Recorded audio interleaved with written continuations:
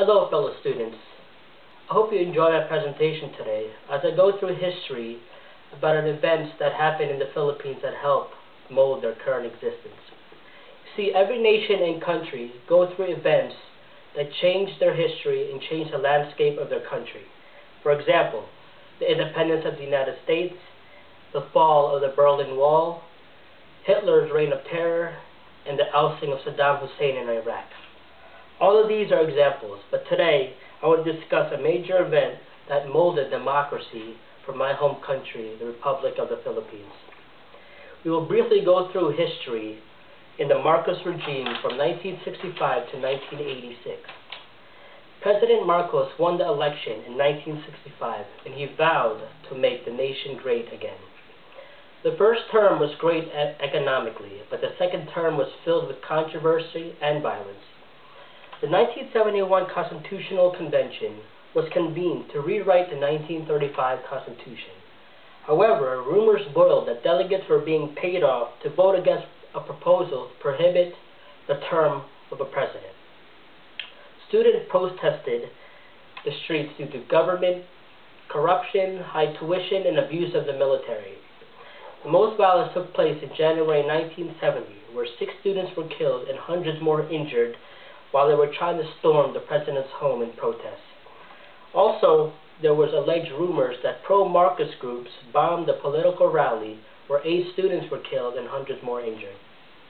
With a rise in violence and the sense of the country getting out of hand, Marcos declared martial law September 21st, 1972. This turned the entire country under the control of the military, which was controlled by the president.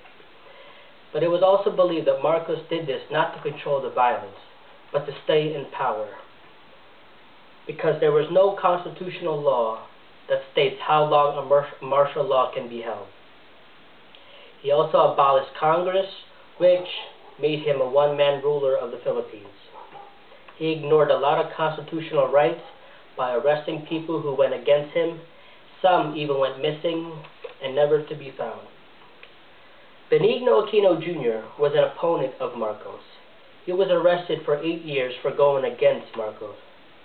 During that 8 years, he was able to go back to the United States for a heart procedure. On his return to the Philippines, he was assassinated on the tarmac of the Manila airport. People then saw the evil mind of Marcos, and everybody was enraged with anger.